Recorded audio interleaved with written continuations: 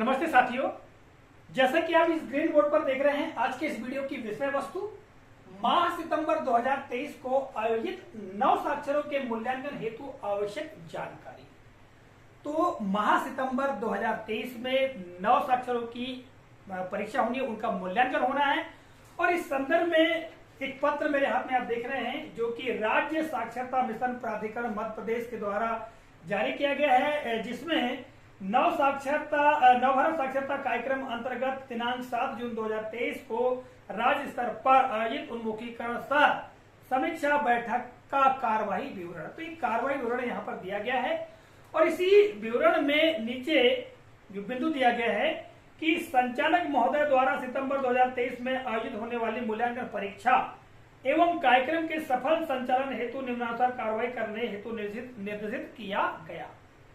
तो यहाँ पर बहुत सारा विवरण दिया गया है, किंतु जो आवश्यक जानकारी है, महत्वपूर्ण जानकारी है शिक्षक साथियों के लिए, नोडल अधिकारियों के लिए, समन्वयक एवं अक्षर साथियों के लिए, उसी को हमने यहाँ पर नोट किया है और इसी के संदर्भ में आपको बताने का प्रयास कर रहे हैं। साथियों, यदि आपको सारी जानकारी को पढ़ना है तो आप जो एजुकेशन पोर्टल है इससे इस पत्र को डाउनलोड कर सकते हैं।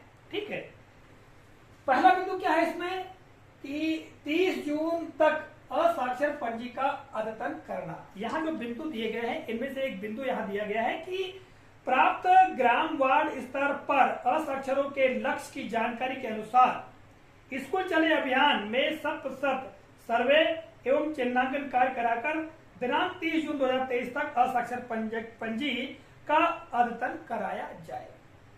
तो साथियों, यहाँ पर असाक्षरों के जो लक्ष्य की जानकारी है, अभी स्कूल चले अभियान चल रहा है और इसी में चिन्हांकन और सर्वे करके 30 जून तक असाक्षरों की पंजी का अद्यतन कर लेना है और यह बहुत ही महत्वपूर्ण है। इसके पूर्व के दिशा निर्देश में भी जो असाक्षर पंजिका के अद्यतन के बारे में जानकारी दी गई थी। इसके अलावा जो परीक्षा परिणाम है, जो अभिलेख है नवभारत साक्षरता के अंतर्गत, उनके अद्यतन करने से संबंधित जानकारी दी गई थी। ठीक है, तो असाक्षर पंजिका अद्यतन 30 जून तक कर लेना है। अगला बिंदु है प्रत्येक ग्राम वार्ड में शासकीय शाला भवन के एक कमरे में या पंचायत भवन में सामाजिक चेतना केंद्र की स्थापना करना। तो साथियों, पहले भी दिशा निर्देश में कहा गया है कि विद्यालय में, यानी शासकीय जो विद्यालय उसमें या फिर ग्राम पंचायत के एक कक्ष में सामाजिक चेतना केंद्र की स्थापना करना है, अर्थात उस कक्ष को सामाजिक चेतना केंद्र बनाना है। अब सामाजिक चेतना केंद्र बनाने के लिए उस कक्ष के सामने लिखा होना चाहिए सामाजिक चेतना केंद्र। ठीक है, जैसा कि पूर्व में भी जानकारी दी गई थी। तो ये हमको तैयार करना है, जिसका विवरण इस पत्र में भी दिया गया है। अगला बिंदु है सामाजिक चेतना केंद्र में बैठक व पठन सामग्री की व्यवस्था। अब ये बैठक सामग्री में बैठक व्यवस्था एवं पठन सामग्री की व्यवस्था कौन करेगा, इस संदर्भ में यहाँ पर जानकारी दी गई है कि सामाजिक चेतना केंद्र का नोडल अधिकारी, अर्थात जो विद्यालय के संस्था प्रमुख है, उस ग्राम का जो विद्यालय है उसके जो संस्था प्रमुख है वही नोडल अधिकारी हैं। तो ये नोडल अधिकारी यानी शाला प्रभारी प्रधानाध्यापक के द्वारा शाला में उपलब्ध बोर्ड, यानी जो शाला में उपलब्ध बोर्ड है उनमें से ही बैठने हेतु दरी, फिर उपलब्ध स्लेट, चाक, पुस्तकें आदि असाक्षरों को साक्षर करने में उपयोग किया जाएगा।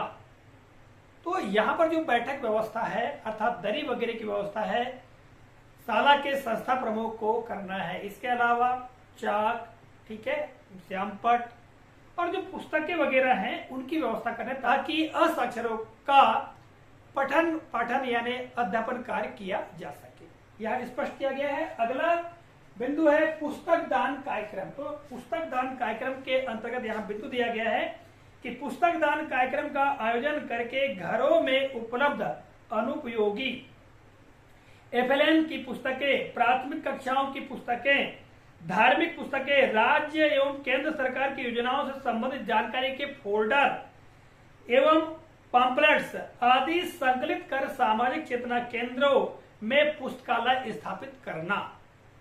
नव साक्षरों को पढ़ने की आदत बनाने हेतु पुस्तकालय में सामग्री उपलब्ध कराना एवं पढ़ने हेतु प्रेरित करना। तो जैसा कि कार्यक्रम चल रहा है पुस्तक दान कार्यक्रम, ठीक है, तो इसके अंतर्गत घरों में बहुत सारी अनुपयोगी पुस्तकें हो सकती हैं, एफएम की पुस्तकें हो सकती हैं जो जिन बच्चों ने पढ़ लिया है और वो शेष बची हुई हैं। तो ऐसी जो अनुपयोगी पुस्तकें हैं बच्चों के लिए, उन पुस्तकों के अलावा, ठीक है, कोई मतलब प्राथमिक कक्षाओं की पुरानी जो पुस्तकें हैं उनकी बात कर रहे हैं यहाँ पर। इसी तरह से कोई धार्मिक पुस्तकें जो हो सकती हैं, ठीक है, रामायण महाभारत या गीता वगैरह या अन्य जो धार्मिक कथाओं की जो पुस्तकें हैं वे, फिर राज्य एवं केंद्र सरकार की योजनाओं से संबंधित फोल्डर है, पैम्पलेट्स हैं, उनको वहां रखा जा सकता है और नव साक्षरों को पढ़ने हेतु प्रोत्साहित किया जा सकता है, ऐसा यहाँ पर कहा गया है। और पांचवा बिंदु हमने लिया है कि नवभारत साक्षरता कार्यक्रम का व्यापक प्रचार प्रसार करना। तो साथियों, बिना प्रचार प्रसार के जो सार्थक परिणाम है वो संभव नहीं होते हैं।